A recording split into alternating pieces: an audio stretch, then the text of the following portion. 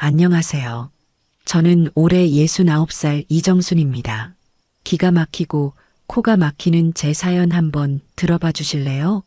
지금 이 사연 어디서 듣고 계시는지 댓글로 남겨주세요. 여러분의 일상이 궁금합니다. 구독과 좋아요 버튼 한 번만 꾹 눌러주시면 영상 제작에 큰 힘이 됩니다. 저희 집은 강남에 있는 2층짜리 단독주택이에요. 1층에는 저와 남편 한동철이 살고 2층에는 큰아들 한지훈과 큰며느리 서유진이 살고 있습니다. 지난달 일요일이었어요. 친척들이 모두 모이는 날이었죠. 거실에는 따스한 오후 햇살이 레이스 커튼 사이로 스며들어 온 집안을 포근하게 감싸고 있었어요. 식탁 위에는 유진이 정성껏 준비한 정과 나물들이 정갈하게 놓여 있었고 부엌에서는 삼계탕 끓는 냄새가 구수하게 퍼져나왔습니다. 그때 유진이 제 앞에 무릎을 꿇더니 두 손으로 제 어깨를 주무르기 시작했어요. 친척들이 지켜보는 가운데서 말이죠. 어머니, 어깨가 많이 결리시죠? 같이 살고 있으니까 매일매일 이렇게 안마를 해드릴 수 있어서 정말 다행이에요. 친척 고모들의 감탄사가 터져나왔어요. 아이고, 유진이 정말 효부구나.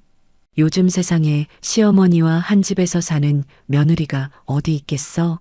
그 순간 제 마음에는 묘한 불편함이 스며들었어요. 분명 고마운 일인데 왜 이렇게 어색할까요? 유진의 손길은 부드러웠지만 그 눈빛에서는 왠지 모를 차가움이 느껴졌거든요. 마치 연기를 하는 것 같은 그런 느낌이었어요. 어머님 모시고 살아서 너무 행복해요. 같은 집에 살면서 바로바로 챙겨드릴 수 있어서 얼마나 좋은지 몰라요. 친척들의 칭찬이 쏟아졌어요. 저는 어색한 미소를 지으며 고개만 끄덕였습니다. 고마워. 속으로는 뭔가 석연치 않은 기분이 계속 맴돌았어요. 평소 유진의 모습과는 너무나 다른 과장된 친절함이었거든요. 저녁 8시가 넘어서야 친척들이 모두 돌아갔어요. 현관문이 닫히자마자 집안의 분위기가 확 바뀌었습니다. 아직 설거지도 다 끝나지 않았는데 유진이 제게 다가와 속삭이듯 말했어요. 어머니, 설거지는 어머니가 해주세요. 저 너무 피곤해서 위로 올라가서 쉬어야겠어요. 그 목소리는 아까 전 친척들 앞에서의 다정한 음성과는 완전히 달랐어요. 차갑고 무뚝뚝했죠. 마치 가면을 벗어버린 것처럼요. 저는 혼자서 그 많은 그릇들을 바라보며 한숨을 쉬었어요. 싱크대 앞에 서서 미지근한 물에 손을 담그고 있노라니 가슴 한편이 서늘해지는 걸 느꼈습니다. 분명 친척들 앞에서 체면 칠해주니 고마워해야 할 일인데 왜 이렇게 마음이 무거운 걸까요? 오늘 본 유진이의 모습, 그 두 얼굴이 계속 마음에 걸렸습니다. 계속 며느리가 마음에 걸리던 그날 밤, 저는 미처 알지 못했어요. 진짜 충격적인 일이 바로 다음 날 기다리고 있다는 걸 말이죠. 이튿날 오전이었어요. 가을 햇살이 부엌 창문을 통해 비스듬히 들어와 싱크대 위의 물방울들을 반짝반짝 빛나게 만들고 있었어요. 저는 아침 설거지를 하고 있었는데 그릇을 씻는 물소리와 함께 2층에서 유진이 움직이는 발소리가 또각또각 들려왔습니다. 그때 식탁 위에 놓인 유진의 휴대폰에서 벨소리가 울렸어요. 은색 케이스에 작은 다이아몬드 장식이 붙어 있는 최신형 스마트폰이었죠.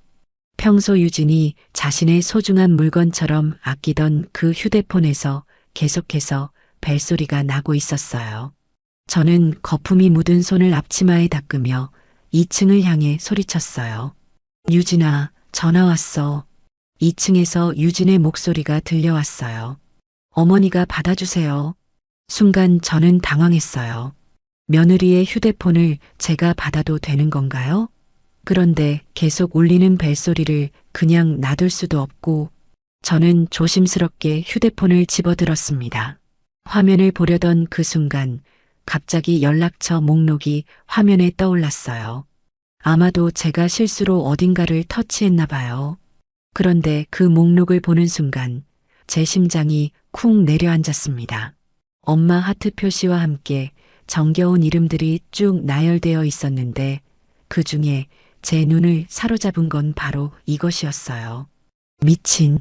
너무 놀라 자세히 보니 제 번호였어요. 분명 제 번호인데 그런 욕설이 버젓이 적혀 있었던 거예요.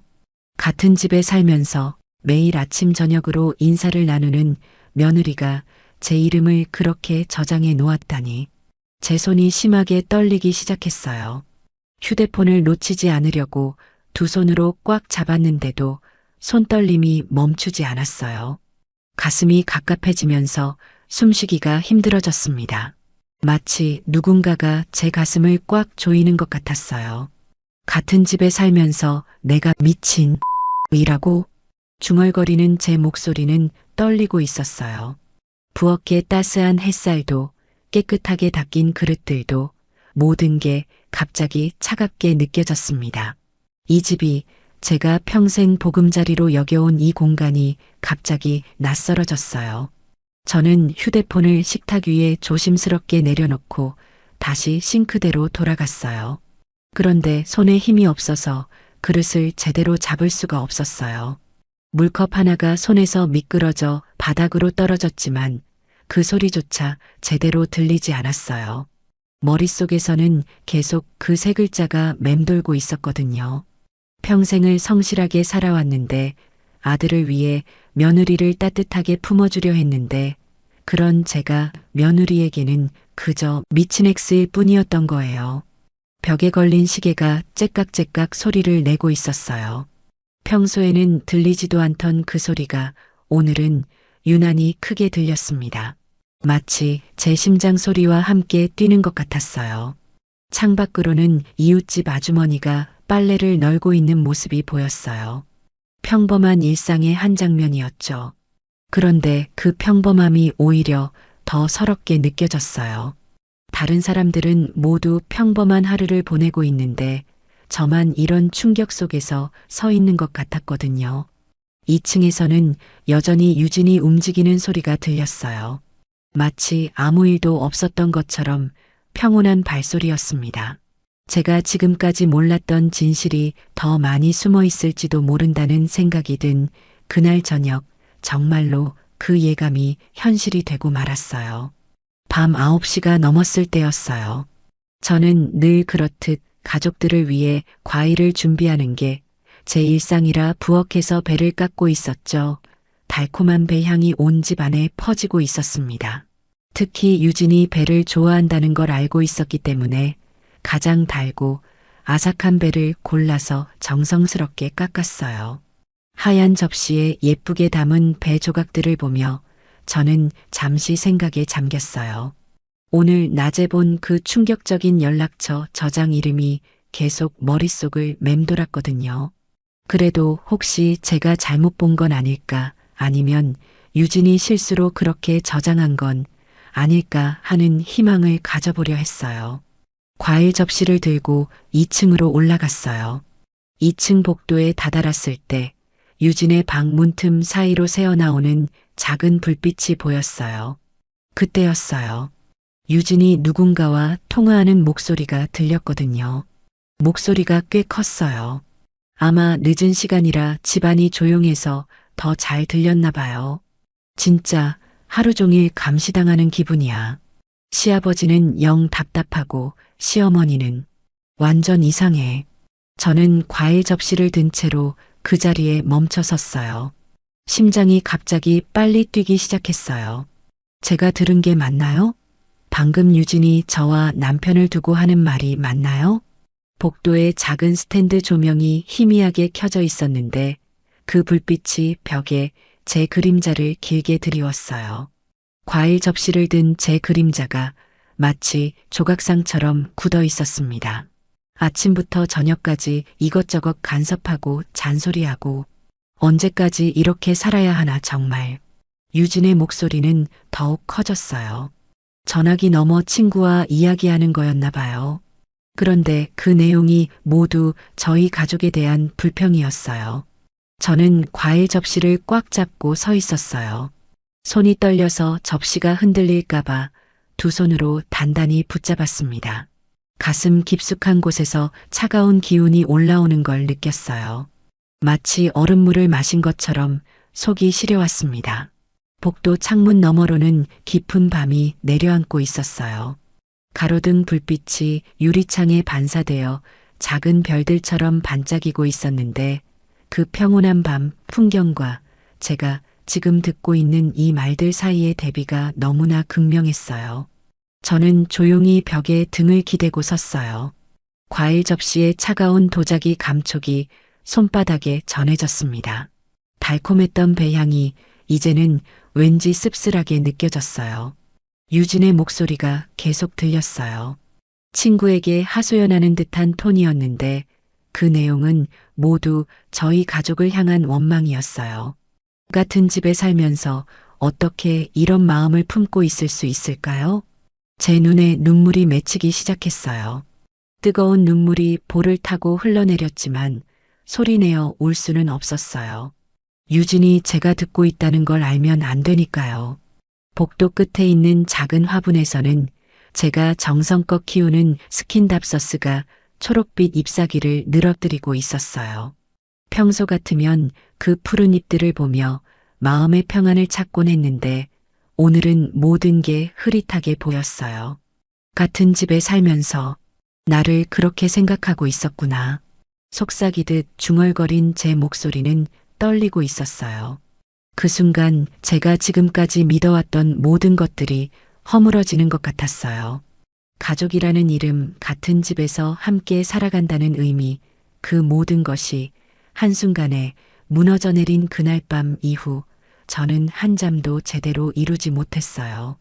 다음 날 아침, 동트기 전부터 저는 잠자리에서 일어나 있었어요. 창밖으로는 새벽 5시에 어스름한 빛이 스며들고 있었고 멀리서 신문 배달하는 오토바이 소리가 희미하게 들려왔습니다. 평소 같으면 이런 고요한 새벽 시간을 좋아했는데 오늘은 그 정적마저도 무겁게 느껴졌어요. 부엌에서 아침 준비를 하면서도 계속 머릿속에서는 어젯밤 들었던 유진의 목소리가 맴돌았어요. 물을 끓이는 소리, 도마에 칼 닿는 소리, 그 모든 일상적인 소음들이 오늘은 유난히 크게 들렸습니다. 7시가 되자 2층에서 발소리가 들리기 시작했어요. 며느리가 일어났나 봐요. 계단을 내려오는 또각또각한 소리가 점점 가까워졌습니다. 제 심장도 그 소리에 맞춰 빨라졌어요. 유진이 부엌으로 들어왔을 때 저는 식탁에 밥그릇을 놓고 있었어요. 그런데 평소와 달리 손이 떨려서 그릇을 제대로 놓기가 힘들었어요. 유진은 아무렇지도 않은 표정으로 냉장고를 열어 물을 마시고 있었습니다. 저는 더 이상 참을 수 없었어요. 가슴속에서 치밀어 오르는 억울함과 분노를 주체할 수 없었거든요. 떨리는 목소리로 입을 열었어요. 유진아, 어젯밤에 친구랑 통화하는 소리 다 들었어. 그 순간 유진의 손이 잠시 멈췄어요.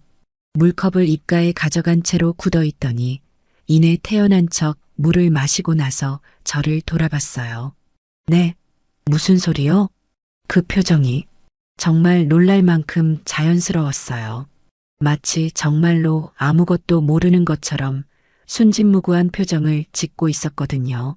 아침 햇살이 유진의 얼굴을 비추고 있었는데 그 밝은 빛 아래서도 그의 눈동자만큼은 차갑게 느껴졌어요. 저는 용기를 내어 계속 말했어요. 나를 이상하다고 했잖아. 시아버지를 답답하다고 하고. 유진이 아침 반찬을 꺼내면서 고개를 갸우뚱했어요. 정말 의아하다는 듯이요. 어머니, 그게 무슨 말씀이세요? 제가 언제 그런 말을 했다고 그러세요? 혹시 위층에서 드라마 소리 들으신 거 아니에요? 그 순간 제가 느낀 당혹감이란 마치 허공에다 주먹을 휘두른 것 같았어요. 유진은 너무나 당당했고 저는 점점 확신이 서지 않기 시작했어요. 정말 제가 잘못 들은 걸까요? 부엌 창가에 놓인 화분의 제라늄이 붉은 꽃을 피우고 있었어요. 아침 이슬이 꽃잎에 맺혀 있어서 햇빛에 반짝반짝 빛나고 있었는데 그 아름다운 광경도 지금의 제게는 아무 의미가 없었어요. 아니야, 분명히 네 목소리였어. 제 목소리가 점점 커지고 있었어요. 그런데 유진은 오히려 더욱 차분해 보였어요. 식탁을 닦으면서 한숨을 쉬더니 저를 안쓰럽게 바라봤어요. 어머니, 저는 어머님을 존경하고 모시려고 노력하고 있는데요. 혹시 꿈에서 들으신 건 아닐까요? 나이가 드시니까 가끔 착각하실 수도 있죠. 그러더니 며느리 유진이는 본인 방으로 올라가렸어요. 저만 혼자 남아 절망에 빠졌죠. 나이가 들어서 착각한다고요. 제가 치매에 걸린 것처럼 말하는 거였어요. 가슴이 터질 것 같았습니다. 부엌의 따스한 온기가 갑자기 싸늘하게 식어버린 것 같았던 그 아침 이후 저는 온종일 무거운 마음을 안고 지냈어요. 저녁이 되어 남편과 단둘이 안방에 있게 되었을 때 저는 마지막 희망을 걸고 남편에게 털어놓기로 했어요.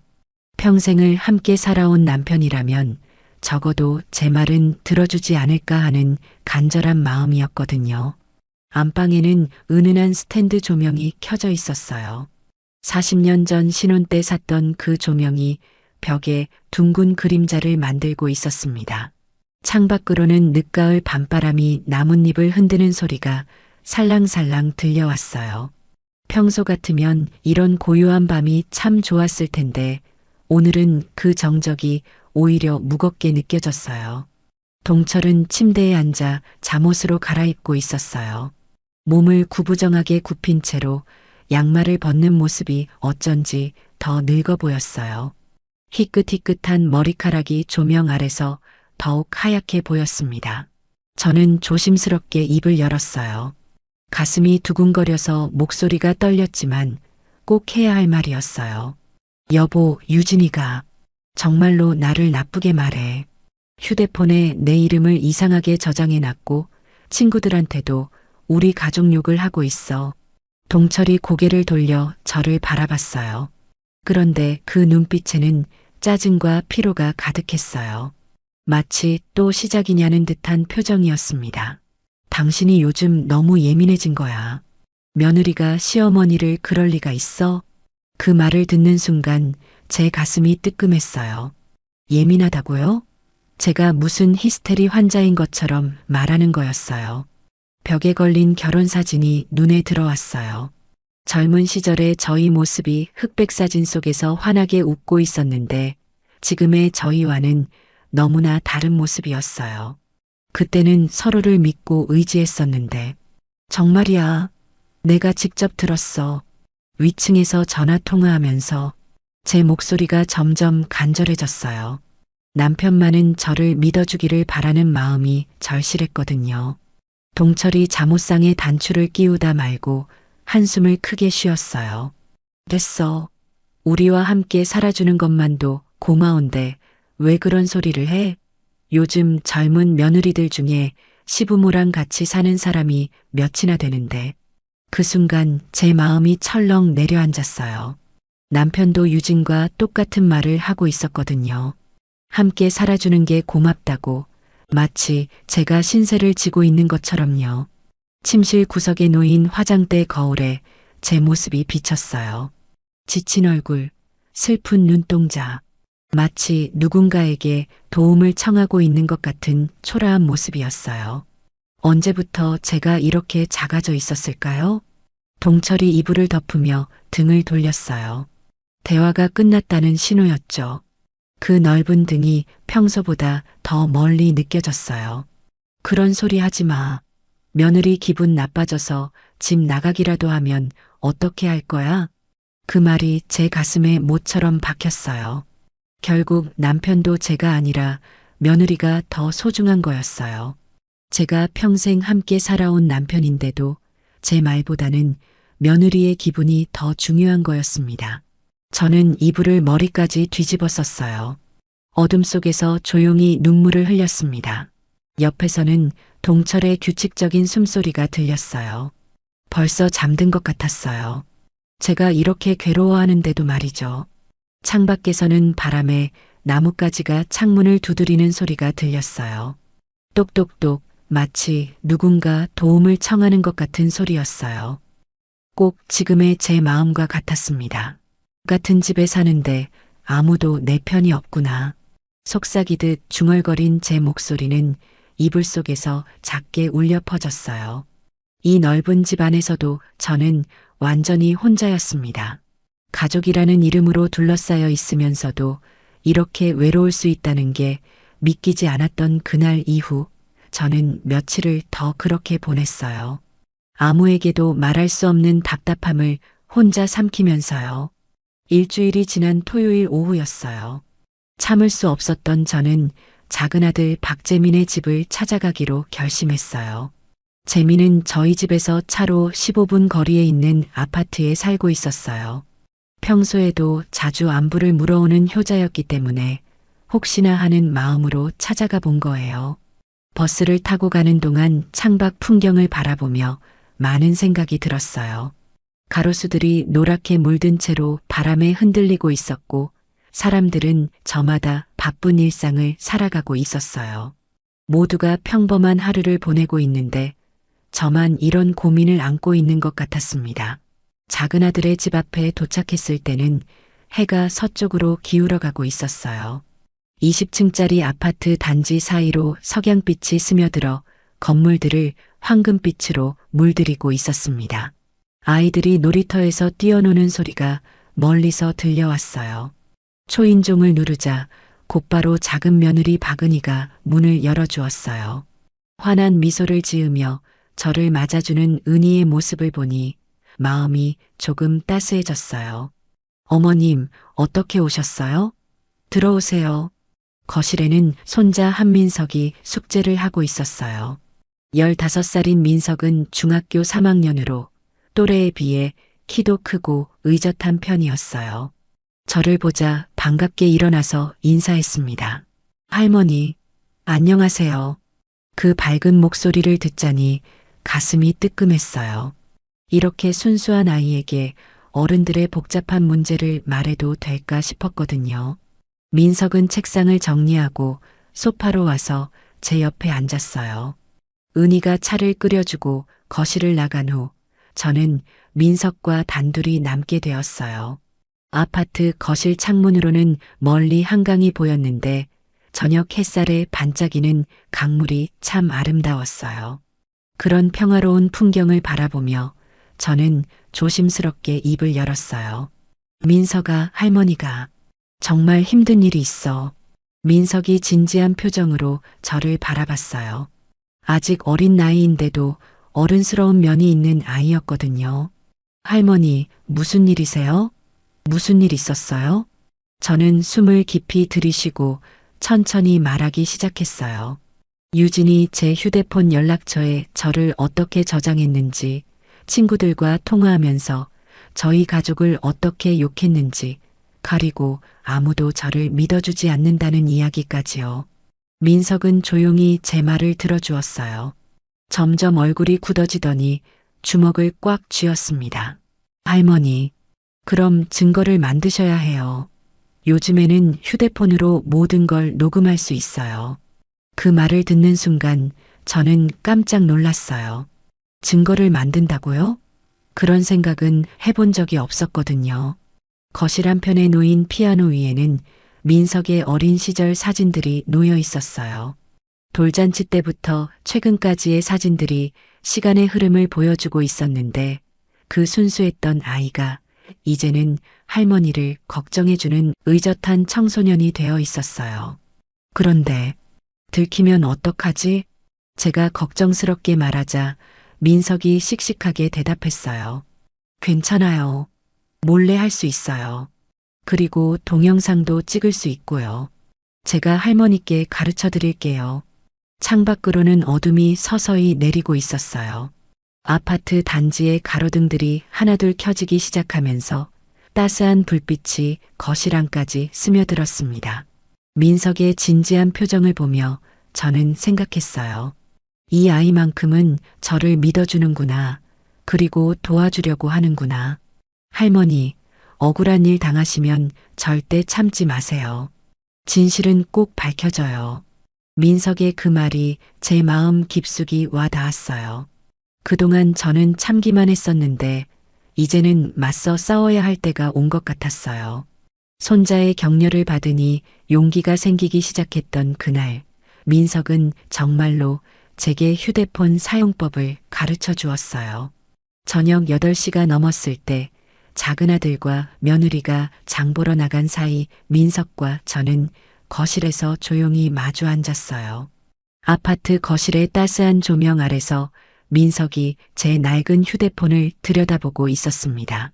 제 폰은 몇 년 된 구형 모델이었지만 민석은 능숙하게 이곳저곳을 만져보더니 고개를 끄덕였어요. 할머니, 이 휴대폰도 녹음 기능 있어요. 여기 보세요. 민석이 제 휴대폰 화면을 가리키며 설명하기 시작했어요. 작은 화면 위로 민석의 가느다란 손가락이 움직였는데 그 모습을 보니 새삼 기특하면서도 안쓰러웠어요. 이런 어린 손자가 할머니의 억울함을 풀어주려고 나서다니. 창밖으로는 아파트 단지의 불빛들이 반짝이고 있었어요. 각각의 창문마다 다른 가족들의 이야기가 있을 텐데 저처럼 고민하는 사람이 또 있을까 하는 생각이 들었습니다. 멀리서 들려오는 자동차 소리와 아이들의 웃음소리가 평범한 일상을 보여주고 있었어요. 여기 이 아이콘을 누르면 녹음이 시작돼요. 그리고 주머니에 넣고 있어도 소리가 다 들려요. 민석의 설명을 들으며 저는 조심스럽게 따라해 봤어요. 손가락이 떨려서 제대로 누르기가 쉽지 않았지만 민석이 인내심을 갖고 여러 번 알려주었습니다. 거실 소파에 앉아 있는 저희의 모습이 맞은편 거울에 비쳤어요. 머리가 허연 할머니와 교복을 입은 손자가 나란히 앉아서 휴대폰을 들여다보는 모습. 평범해 보이는 광경이지만 그 안에는 복잡한 사연이 숨어 있었어요. 그런데 들키면 어떡하지? 제가 걱정스럽게 말하자 민석이 씩씩하게 대답했어요. 할머니, 괜찮아요. 아무도 모르게 할 수 있어요. 그리고 동영상도 찍을 수 있어요. 여기 카메라 버튼 보이죠? 민석은 휴대폰의 카메라 기능까지 보여주었어요. 화면에 저희의 모습이 나타나자 저는 깜짝 놀랐어요. 이런 작은 기계로 이렇게 선명한 영상을 찍을 수 있다니. 아파트 거실의 벽시계가 8시 30분을 가리키고 있었어요. 시간이 꽤 흘렀는데도 민석은 지치지 않고 계속 설명해 주었습니다. 평소 게임에만 관심 있는 줄 알았던 손자가 이렇게 할머니를 위해 노력하는 모습이 고마웠어요. 그런데 민석아, 이런 일을 할머니가 해야 하나? 저는 여전히 확신이 서지 않았어요. 평생을 성실하게 살아온 제가 이런 일을 해야 한다는 게 마음에 걸렸거든요. 민석이 제 손을 꽉 잡으며 진지하게 말했어요. 할머니, 억울한 일 당하시면 절대 참지 마세요. 증거가 있어야 다른 사람들도 믿어주잖아요. 그 순간 제 마음이 뜨끔했어요. 맞는 말이었어요. 아무리 제가 진실을 말해도 믿어주는 사람이 없다면 결국 증거를 보여주는 수밖에 없었어요. 거실 한편에 놓인 화분의 스킨답서스가 초록빛 잎사귀를 늘어뜨리고 있었어요. 은희가 정성껏 키우는 그 식물처럼 저도 이 일을 차근차근 키워나가야 할 것 같았어요. 연습을 몇 번 더 해본 후 민석이 제게 당부했어요. 할머니, 이제 집에 가셔서 기회가 되면 해보세요. 무서워하지 마시고요. 집으로 돌아가는 버스 안에서 저는 가방 속 휴대폰을 만져보며 생각했어요. 이 작은 기계가 내 억울함을 풀어줄 수 있을까? 창밖으로는 밤거리의 네온 사인들이 빠르게 지나가고 있었는데 그 불빛들이 마치 희망의 신호 같아 보였어요. 같은 집에 살면서 이런 일을 해야 한다니 참 서글픈 일이에요. 혼잣말로 중얼거렸지만 이제는 더 이상 참을 수 없었어요. 민석의 말이 맞았어요. 진실을 밝혀내야 했습니다. 그 결심을 품고 집으로 돌아온 지 사흘이 지났을 때 드디어 기회가 왔어요. 그날은 화요일 저녁이었어요. 남편은 친구들과 만나러 나갔고 큰아들마저 야근으로 늦는다고 연락이 왔습니다. 집에는 저와 유진이만 남아 있었어요. 저녁 8시쯤 1층에서 설거지를 마친 저는 2층에서 들려오는 소리에 귀를 기울이고 있었어요. 유진이 누군가와 전화 통화를 하는 목소리가 희미하게 들렸거든요. 거실의 스탠드 조명이 부드럽게 주변을 비추고 있었고 벽시계의 째깍거리는 소리만이 고요한 밤을 깨뜨리고 있었어요. 제 심장도 그 시계 소리에 맞춰 빨라지고 있었습니다. 저는 떨리는 손으로 가방에서 휴대폰을 꺼냈어요. 민석이 가르쳐준 대로 녹음 버튼을 찾아 눌렀습니다. 빨간 불이 깜빡이면서 녹음이 시작되었어요. 그 작은 빨간 점을 보니 가슴이 두근거렸어요. 조용히 계단으로 다가갔어요. 카펫이 깔린 계단이어서 발소리가 나지 않았지만 그래도 최대한 조심스럽게 한 걸음씩 올라갔습니다. 2층으로 올라갈수록 유진의 목소리가 더 선명하게 들렸어요. 언니, 저번에는 집에 친척들이 다 모였는데 정말 짜증났어. 특히 고모는 완전 시어머니 편이더라고. 그 말을 들으면서 제 얼굴이 화끈거렸어요. 친척 고모님을 그런 식으로 말하다니. 고모님은 평생 저를 친언니처럼 아껴주셨는데요. 계단 중간쯤에서 저는 잠시 멈춰 섰어요. 2층 복도의 은은한 조명이 유진의 방문 틈새로 새어나오고 있었어요. 방문이 조금 열려 있어서 목소리가 더 잘 들렸습니다. 그리고 작은 동서, 완전 가식적이야. 시어머니 앞에서만 착한 척하고 콩고물이라도 받아먹으려고 그러는 거지 뭐. 그 순간 제 가슴이 철렁 내려앉았어요. 작은 며느리 은희를 그렇게 말하다니. 은희는 정말 진심으로 저를 모셔주는 착한 며느리인데 유진이 그를 가식적이라고 말하고 있었어요. 제 손에 든 휴대폰이 모든 걸 녹음하고 있다는 사실이 새삼 무겁게 느껴졌어요. 복도 끝에 있는 작은 창문으로는 달빛이 스며들고 있었어요. 그 희미한 빛이 제가 서 있는 곳까지 닿아와서 바닥에 사각형 모양의 그림자를 만들고 있었습니다. 마치 제가 어둠과 빛의 경계선에 서 있는 것 같았어요. 친척들도 마찬가지야. 앞에서는 나를 효부라고 치켜세우면서 뒤에서는 분명히 왜 시부모랑 같이 사냐고 수군거릴걸. 시어머니는 뭐 말할 것도 없고.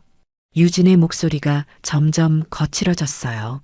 그 말을 들으며 저는 벽에 등을 기댔어요. 다리에 힘이 빠져서 서 있기가 힘들었거든요. 제가 평생 아끼고 사랑했던 가족들, 친척들을 모두 그런 식으로 생각하고 있었다니. 핸드폰 화면의 녹음 시간이 계속 늘어나고 있었어요.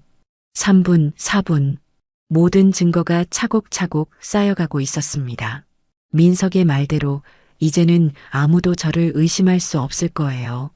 창밖으로는 늦은 밤의 정적이 흐르고 있었어요. 가로등 불빛이 나뭇잎 사이로 흩어져 들어와 복도 바닥에 무늬를 만들고 있었습니다. 이런 평화로운 밤에 이런 충격적인 일이 벌어지고 있다는 게 믿기지 않았어요. 내 가족들까지 다 나쁘게 말하고 있었구나. 속으로 중얼거리며 저는 깊은 한숨을 쉬었어요. 이제야 진실의 일부를 알게 되었지만 그 진실이 이렇게 아플 줄은 몰랐어요. 녹음은 계속되고 있었고 저는 더 많은 진실을 알아야 한다는 걸 깨달았습니다. 그런데 그 진실이 이렇게 잔혹할 줄은 상상도 못했어요. 그로부터 이틀 후 목요일 저녁이었어요. 동철은 또 친구들과 화투를 치러 나갔고 지우는 회식이 있다며 늦는다고 했어요. 집안은 고요했는데 2층에서는 유진이 또다시 전화통화를 하는 소리가 들렸어요. 그런데 오늘은 평소와 조금 달랐어요. 영상통화를 하는 것 같았거든요. 저는 조심스럽게 계단을 올라갔어요. 민석이 가르쳐준 대로 이번에는 녹화 기능을 켜두었습니다. 작은 휴대폰 화면에 녹화 표시가 나타나자 손이 더욱 떨렸어요. 이번에는 소리뿐만 아니라 영상까지 담을 수 있다는 생각에 가슴이 두근거렸습니다. 2층 복도에 도착했을 때 유진의 방문이 평소보다 더 많이 열려 있었어요. 아마 집에 아무도 없다고 생각해서 방심했나 봐요. 복도의 벽 쪽에 몸을 숨기고 조용히 휴대폰을 들어 올렸습니다. 방 안에는 침대에 앉은 유진이 노트북을 앞에 두고 화상 통화를 하고 있었어요. 화면 속에서는 또래 여자의 목소리가 들렸습니다. 방 안의 따스한 조명과 달리 복도는 어둠침침했는데 그 대비가 마치 두 개의 다른 세계를 보는 것 같았어요. 우리 시어머니 정말 답답한 사람이야. 하루 종일 이것저것 참견하고 숨이 막혀 죽을 것 같아. 그 말을 들으면서 제 가슴이 턱 막혔어요. 화면 속 친구가 대답했습니다. 그럼 따로 나가서 살면 되잖아. 그때 유진이 피식 웃으면서 한 말이 정말 저를 절망의 구렁텅이로 빠뜨렸어요. 그럼 바보지. 월세도 안 나가고 나중에 이 집도 받을 수 있는데 좀만 참으면 되는 거야. 제 손에 든 휴대폰이 심하게 떨렸어요. 영상이 흔들릴 정도로 손떨림이 심했지만 어떻게든 놓치지 않으려고 꽉 잡았습니다. 복도 바닥이 차갑게 느껴졌고 다리에 힘이 빠져서 벽에 기대야 했어요. 친구의 목소리가 다시 들렸어요. 아, 그런 거야? 아무리 그래도 힘들겠다. 유진의 대답은 더욱 충격적이었어요. 시어머니가 얼마나 더 살겠어? 몇 년만 더 견디면 이 집이 다 내 거야. 강남 집이 얼마나 비싼데. 효부 연기라도 해야지. 그 순간 저는 온몸에 힘이 빠지는 걸 느꼈어요. 제가 죽기만 기다리고 있었다니. 제 집을, 제가 평생 일해서 마련한 이 집을 노리고 있었다니. 눈앞이 캄캄해졌습니다. 복도 창문으로 들어오는 달빛이 제 얼굴을 비추고 있었어요. 그 차가운 빛이 마치 제 마음 상태를 대변하는 것 같았어요. 세상이 이렇게 차갑고 냉혹할 수 있구나 싶었습니다. 화상 통화는 계속되고 있었고 제 휴대폰도 모든 걸 선명하게 기록하고 있었어요.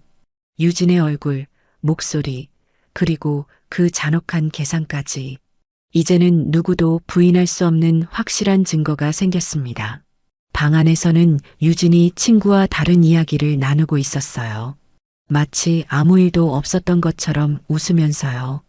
그 모습을 보니 더욱 소름이 돋았어요. 어떻게 사람이 이렇게 두 얼굴을 가질 수 있을까요? 저는 조용히 1층으로 내려갔어요. 녹화를 멈추고 안방으로 들어가 침대에 털썩 주저앉았습니다. 휴대폰 화면을 보니 15분 동안 녹화된 파일이 있었어요. 이 작은 파일 안에 충격적인 진실이 모두 담겨 있었습니다. 창밖으로는 늦은 밤의 고요함이 흐르고 있었어요. 가로등 불빛이 침실 천장에 희미한 그림자를 만들고 있었는데 그 그림자들이 마치 제 복잡한 신경을 보여주는 것 같았어요. 내가 죽기만 기다리고 있었구나. 내 집을 가지려고. 중얼거린 제 목소리는 떨리고 있었어요. 지금까지 겪은 것 중 가장 큰 배신감이었어요. 가족이라고 믿었던 사람이 제 죽음을 기다리고 있었다니. 이보다 더 큰 충격이 또 있을까요? 그 일이 있고 한 달이 흘렀어요. 그 사이 저는 더 많은 증거들을 모았고 드디어 진실을 밝힐 날이 왔습니다. 바로 설날이었어요. 새해 첫날 아침, 집안은 분주했어요. 명절 음식 준비로 부엌에서는 기름 튀기는 소리와 국 끓는 소리가 끊이지 않았고 거실에는 제사상 차릴 준비로 온갖 그릇들이 놓여 있었어요. 창밖으로는 새해 첫 눈이 소복소복 내리고 있었는데 하얀 눈송이들이 창문에 닿았다가 사라지는 모습이 마치 제 마음의 복잡함을 보여주는 것 같았어요. 오후 2시쯤부터 친척들이 하나둘 도착하기 시작했어요. 고모, 삼촌, 사촌들. 1년에 몇 번 보지 못하는 소중한 가족들이었죠. 거실은 금세 사람들로 가득 찼고 아이들의 웃음소리와 어른들의 담소소리가 온 집을 따뜻하게 감쌌습니다. 그런데 제 마음은 전혀 따뜻하지 않았어요. 가방 속에 넣어둔 휴대폰이 자꾸만 신경 쓰였거든요. 그 안에는 지난 한 달 동안 모은 결정적인 증거들이 들어 있었어요. 오늘 이 자리에서 모든 걸 공개해야 한다는 생각에 가슴이 두근거렸습니다. 모든 친척들이 모인 가운데 유진이 또다시 그 연기를 시작했어요. 제 앞에 무릎을 꿇고 앉더니 두 손으로 제 다리를 주무르기 시작했습니다. 친척들이 지켜보는 가운데서요. 어머니, 설날이니까 더욱 정성껏 모셔드려야죠. 어머님과 함께 살 수 있어서 정말 행복해요. 친척 고모가 감탄사를 터뜨렸어요. 아이고, 유진이 정말 대단하다. 요즘 이런 며느리가 어디 있어? 삼촌도 고개를 끄덕이며 칭찬했어요. 복받을 일이야. 이런 효부를 만나다니. 그 순간 제 안에서 뭔가가 터져 나왔어요. 더 이상 참을 수 없었어요. 이 거짓된 연기를, 이 위선적인 모습을 더 이상 지켜볼 수 없었습니다. 거실의 따스한 온돌바닥에서 일어서는 제 모습이 거울에 비쳤어요. 머리가 허연 70 가까운 할머니가 떨리는 손으로 가방에서 뭔가를 꺼내는 모습, 그 모습이 마치 정의의 여신 같아 보였어요. 잠깐만, 다들 잠깐만요. 제 목소리에는 지금까지 없던 힘이 실려 있었어요. 친척들이 모두 저를 바라봤어요. 남편도 큰아들도 그리고 큰며느리도 놀란 표정으로 저를 쳐다봤습니다. 거실의 벽시계가 2시 10분을 가리키고 있었어요. 바로 그 시간 저는 평생 잊지 못할 말을 했습니다. 우리 며느리가 평소에 뭐라고 하는지 한번 들어보시죠. 휴대폰을 꺼내 들고 있는 제 손이 떨렸어요. 하얀 눈이 계속 창밖으로 내리고 있었는데 그 고요한 설경과 달리 거실 안은 긴장감이 가득했어요. 친척들의 시선이 모두 제게 집중되었어요. 유진의 얼굴이 점점 하얗게 변해가는 게 보였고 큰아들은 뭔가 불안한 표정을 짓고 있었어요. 남편만이 여전히 무슨 일인지 모르겠다는 듯 저를 바라보고 있었습니다. 제가 첫 번째 녹음 파일을 재생하자 거실이 조용해졌어요. 새해 첫날의 따스한 분위기가 순식간에 얼어붙었습니다. 스피커에서 나오는 유진의 목소리가 온 거실에 울려 퍼졌어요. 친척들도 다 똑같아. 작은 동서도 완전 가식이야. 콩고물이라도 받아먹으려고 그러는 거지 뭐. 그 순간 거실에 있던 모든 사람들의 얼굴이 경악으로 일그러졌어요. 친척 고모가 손으로 입을 막았고 삼촌은 믿을 수 없다는 표정을 지었어요. 작은 며느리는 충격을 받은 듯 눈물을 흘리고 있었고 작은 아들은 주먹을 꽉 쥐고 있었습니다. 창밖에 하얀 눈이 계속 내리고 있었어요. 새해의 순수함과 대비되는 이 충격적인 진실, 제 평생에서 가장 용기 있는 순간이었습니다. 그리고 그 순간부터 모든 게 돌이킬 수 없는 방향으로 흘러가기 시작했어요. 첫 번째 녹음이 끝나자 거실은 정적에 쌓였어요. 창밖에서 내리는 눈송이들만이 소리 없이 창문을 두드리고 있었고 벽시계의 째깍거리는 소리마저 크게 들렸습니다. 모든 사람들이 충격에 빠져 말을 잇지 못하고 있었어요. 친척 고모가 먼저 입을 열었어요. 목소리가 떨리고 있었습니다. 세상에, 우리를, 작은 며느리까지. 작은 며느리 은희는 소파 한 구석에서 조용히 울고 있었어요. 자신이 가식적이라고 불렸다는 사실에 깊이 상처받은 모습이었습니다. 재민이 아내의 어깨를 감싸며 달래고 있었는데 그의 얼굴에도 분노가 가득했어요. 유진은 창백한 얼굴로 저를 바라보고 있었어요. 입술이 파르르 떨리고 있었는데 뭔가 말하려고 하다가도 입을 다물곤 했습니다. 평소의 당당함은 온데간데 없고 마치 구석에 몰린 쥐 같은 모습이었어요. 저는 두 번째 파일을 재생했어요. 바로 그 결정적인 영상이었습니다. 휴대폰 화면에서 유진의 얼굴이 또렷하게 보였고 그의 목소리가 거실에 울려 퍼졌어요. 시어머니가 얼마나 더 살겠어? 몇 년만 더 견디면 이 집이 다 내 거야. 강남 집이 얼마나 비싼데.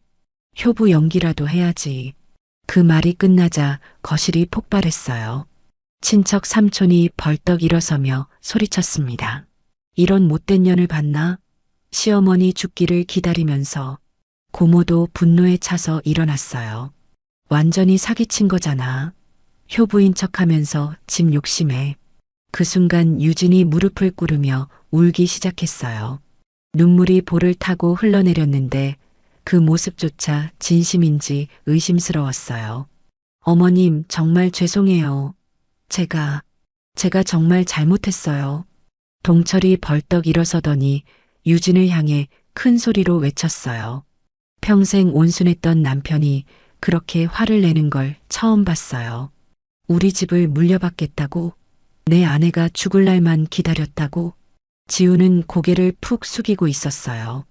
얼굴이 땀으로 범벅이 되어 있었고 손으로 머리를 감싸고 있었습니다. 평생 자랑스러워했던 아내가 이런 사람이었다는 사실을 받아들이기 힘들어하는 것 같았어요. 거실에 설 상차림이 그대로 놓여 있었어요. 떡국 그릇들과 나물들, 정성껏 준비한 음식들, 명절의 따스함과 이 차가운 현실 사이의 대비가 너무나 극명했습니다. 민석이 할머니에게 다가와 제 손을 꽉 잡았어요. 15살 손자의 따뜻한 손길이 제게 큰 위로가 되었어요. 친척들의 분노는 계속됐어요. 사촌 형님이 고개를 저으며 말했습니다. 이런 위선자가 다 있나? 앞에서는 효부 행세하고 뒤에서는 이런 짓을. 유진이 계속 변명했어요. 그때는 제가 화가 나서 정말 그런 뜻이 아니었어요. 그런데 그 변명이 오히려 사람들을 더욱 분노하게 만들었어요. 고모가 손가락으로 유진을 가리키며 소리쳤습니다. 화가 나면 시어머니 죽기를 기다려도 되는 거야? 이게 사람이 할 말이야? 하얀 눈송이들이 창문을 덮어가면서 바깥 세상을 순수하게 만들고 있었는데 이 거실안은 그와 정반대의 상황이었어요. 추악한 진실이 모든 걸 더럽히고 있었습니다. 저는 그 모든 광경을 지켜보며 복잡한 감정을 느꼈어요. 후련함과 동시에 서글픔이 몰려왔어요. 이런 식으로 진실이 밝혀져야 했다는 게, 이런 식으로 가족이 무너져야 했다는 게 마음 아팠습니다. 작은 아들 재민이 아내 은희를 일으켜 세우며 말했어요. 저희는 어머니 편이에요. 언제나 그랬듯이요. 그 말을 듣고 제 눈에서 눈물이 흘러내렸어요. 그리고 저는 제 인생에서 가장 단호한 결정을 내렸어요. 저는 천천히 일어섰어요. 70 가까운 나이에도 불구하고 그 순간만큼은 젊은 시절처럼 당당했습니다. 거실의 모든 시선이 저에게 집중되었어요. 창밖에 눈은 여전히 내리고 있었지만 이제 그 하얀 눈송이들이 새로운 시작을 알리는 것처럼 느껴졌어요. 제 목소리는 분노로 떨렸지만 동시에 결연함이 담겨 있었어요. 70년을 살면서 이런 치욕은 처음이다. 내 집에서 내가 죽을 날만 기다리면서 살았다고? 유진이 바닥에 엎드리며 울부짖었어요. 그런데 그 모습조차 이제는 연기로밖에 보이지 않았어요. 진짜 눈물인지 또 다른 거짓인지 알 수 없었습니다. 거실의 한쪽 벽에 걸린 가족 사진들이 눈에 들어왔어요. 지훈의 결혼식 사진, 유진과 함께 찍은 가족 사진들. 그 모든 순간들이 거짓이었다는 생각에 가슴이 메어졌어요. 그 사진들 속의 환한 미소들이 이제는 가면처럼 느껴졌습니다. 남편이 큰 며느리를 향해 손가락을 가리키며 소리쳤어요. 당장 짐 싸서 나가라. 이 집은 우리 집이다. 큰아들 지훈도 무릎을 꿇고 제게 빌기 시작했어요. 큰아들의 그런 모습을 보니 마음이 아팠지만 동시에 분노가 더 치밀어 올랐어요. 아들마저 아내의 편에 서서 저를 외롭게 만들었다는 생각이 들었거든요. 거실 테이블 위에 설 음식들이 그대로 놓여 있었어요. 정성껏 준비한 떡국, 나물들, 전, 명절의 따스함을 상징하는 것들이었는데 이제는 모든 게 차갑게 식어버렸어요. 마치 우리 가족의 관계처럼요. 유진이 계속 변명했어요. 어머님, 그럼 저희는 어디서 살아요? 정말 그런 뜻이 아니었어요. 그 말을 듣는 순간 저는 더욱 분노했어요. 아직도 자기 잘못을 깨닫지 못하고 있었거든요. 길바닥에서라도 살아. 내 집에서 내 얼굴 보며 집 욕심 부리지 말고. 제 목소리에는 지금까지 억눌러왔던 모든 분노가 담겨 있었어요. 친척들이 박수를 치며 제 편에 서주었습니다. 잘했어, 정순아. 당연히 쫓아내야지. 그래, 저런 애들은 용서하면 안 돼. 민석이 제게 다가와서 제 팔을 붙잡으며 환하게 웃었어요. 할머니 최고예요. 정말 멋있어요. 그 순간 제 마음이 따뜻해졌어요. 이 순수한 손자만큼은 진심으로 저를 사랑하고 있었거든요. 지훈과 유진이 방으로 올라가서 짐을 싸기 시작했어요. 2층에서 들려오는 서랍 열리는 소리, 옷장 여닫는 소리, 그 모든 소리가 이 집을 떠나는 마지막 소리들이었어요. 작은 아들이 제게 다가와 저를 꽉 안아주었어요. 어머니 앞으로 저희가 모실게요. 진짜 가족은 저희예요. 그 말을 듣는데 어찌나 눈물이 났는지 모르겠어요. 그건 기쁨의 눈물이었어요. 이 모든 고통 끝에 진짜 가족을 찾을 수 있었으니까요. 1시간 후 유진과 지우는 큰 가방 2개를 들고 거실로 내려왔어요. 그 모습이 참 초라해 보였어요. 화려했던 며느리, 자랑스러워했던 큰아들이 이렇게 쫓겨나는 모습이라니. 현관에서 신발을 신으면서도 유진은 계속 뒤를 돌아봤어요. 이 집에 대한 아쉬움이었을까요?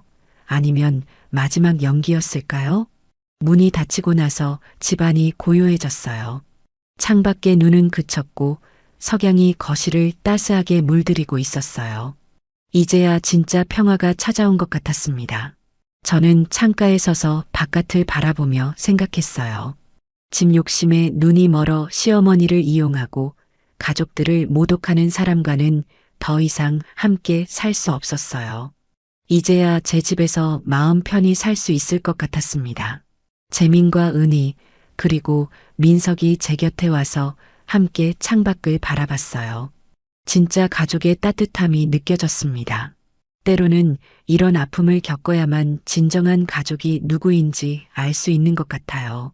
그 일이 있고 난 지 이제 8달이 흘렸습니다. 봄이 왔다 가고 여름이 지나 이제 가을이 깊어가고 있어요. 마당의 감나무에는 주황빛감이 주렁주렁 달려있고 바람에 흔들리는 그 모습이 참 평화롭습니다. 큰아들과 며느리는 그 후 연락이 없어요. 아들을 잃은 슬픔도 있지만 더 이상 거짓 속에서 살지 않아도 된다는 안도감이 더 큽니다. 둘째 아들 재민과 며느리 은희는 저희와 더 가까이 지내고 있어요. 이제야 깨달았어요. 가족이라는 건 피를 나눈다고 해서 저절로 되는 게 아니라 진심으로 사랑하고 아껴주는 마음에서 시작되는 거였어요. 억울한 일을 당했을 때는 참기만 할 게 아니라 용기를 내어 맞서 싸워야 한다는 것도 배웠고요. 여러분도 혹시 비슷한 일을 겪고 계신다면 혼자 참지 마세요. 진실은 언젠가 반드시 밝혀지니까요. 지금 제 집은 정말 평화롭습니다. 이제야 제 집에서 마음 편히 살 수 있게 되었어요. 여러분 정수님 이야기 잘 들으셨나요? 정수님에게 응원의 댓글 남겨주세요. 큰 힘이 됩니다. 구독과 좋아요 버튼 꼭 눌러주세요. 오늘도 함께 해주셔서 감사합니다.